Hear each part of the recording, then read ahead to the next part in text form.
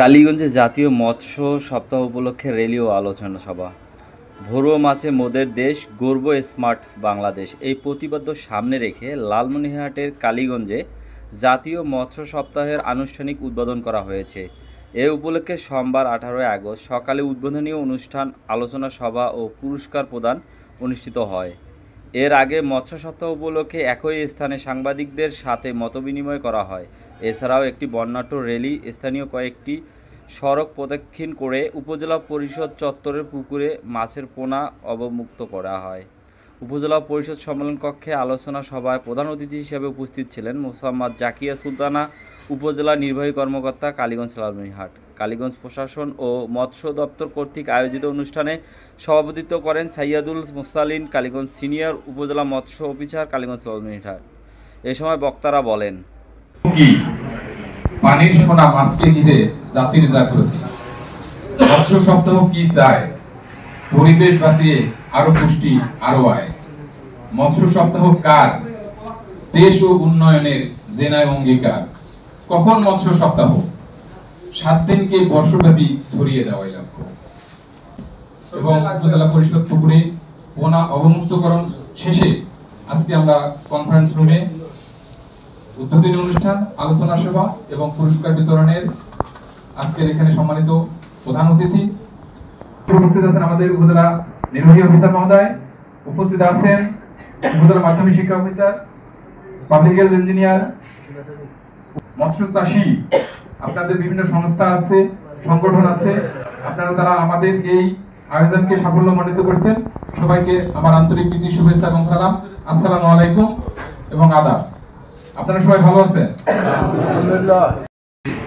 জাতীয় মৎস্য সপ্তাহ 2025 উপলক্ষে আজকের এই আলোচনা সভার সম্মানিত সভাপতি, উপজেলা সিনিয়র মৎস্য কর্মকর্তা জনাব সাইয়াদুল মুরসালিন, প্রধান অতিথি হিসাবে উপস্থিত আছেন কালীগঞ্জ উপজেলার সম্মানিত নির্বাহী কর্মকর্তা মোসাম্মদ জাকিয়া সুলতানা, উপস্থিত আছেন মাধ্যমিক শিক্ষা কর্মকর্তা, উপজেলা জনস্বাস্থ্য কর্মকর্তা, খাদ্য কর্মকর্তা, বিভিন্ন এলাকা থেকে আগত মৎস্য চাষী ভাই ও বোনেরা, আমার সহকর্মী সাংবাদিক ভাইয়েরা, আসসালামু আলাইকুম ওয়া রাহমাতুল্লাহ।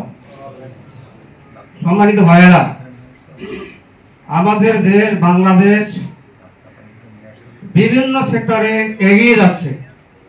আমাদের মৎস্য অফিসার সাহেব কিছুক্ষণ আগে বক্তব্য রাখলেন যে মৎস্য চাষে আমরা এখন প্লাস পয়েন্টে আছি। আমাদের যে লক্ষ্যমাত্রা ছিল তা আমরা অর্জন করার পরেও এগিয়ে আছি। তো বাংলাদেশ এই মৎস্য চাষের ব্যাপারে হোক, আপনার বন বিভাগে হোক, মানে চারারোপণ, এরপরে প্রাণী সম্পদ, বিভিন্ন বিষয়ে বাংলাদেশ দিন দিন এগিয়ে যাচ্ছে।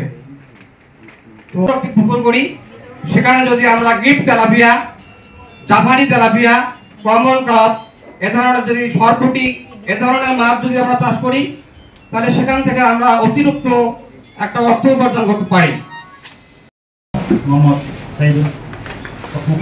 জানি মাছে ভাতে বাঙালির এখন পর্যন্ত এভাবে আমাদের দেশে গড়ে আসতেছে। তবে মাছ আমাদের আমিষ, পুষ্টি চাহিদা মেটায়, তার কোনো বিকল্প নেই। তবে মৎস্য চাষী এবং ফ্যাসারিদের সবচেয়ে বড় কথা, তাদের বৈজ্ঞানিক পদ্ধতিতে আমাদের মাছ চাষ করতে হবে। কোরবানি ঈদের সময় গরুর মাংস খান, কিন্তু কি মনে হয় একটু মাছ দিয়ে, ছোট মাছ দিয়ে ভাত খাইতে পারলে ভালো লাগতো।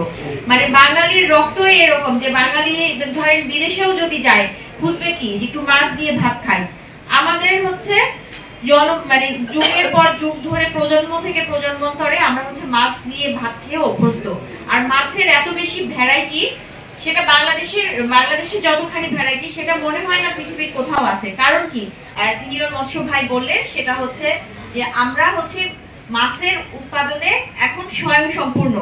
মানুষ যখন স্বয়ংসম্পূর্ণ হয় তখন সে চিন্তা করে পেছনে ফিরে যেতে। আমরা কিন্তু পেছনের প্রতিপাদ্যগুলোতে দেখবেন মাছের উৎপাদন বৃদ্ধি নিয়ে, মাছের চাহিদা পূরণ নিয়ে যেহেতু আমরা স্বীকার করে নিচ্ছি আমাদের মাছের চাহিদা এখন আমাদের যথেষ্ট উৎপাদন হয়, আমাদের কি মাছ দুই রকমের, একটা হচ্ছে কালচার ফিশ যেগুলো আমরা চাষ করি, আর যেটা হচ্ছে ক্যাপচার ফিশ যেটা ন্যাচারালি প্রাকৃতিক ভাবে হয়, যেটা আমরা আরোহণ করি আর কি জালের মাধ্যমে।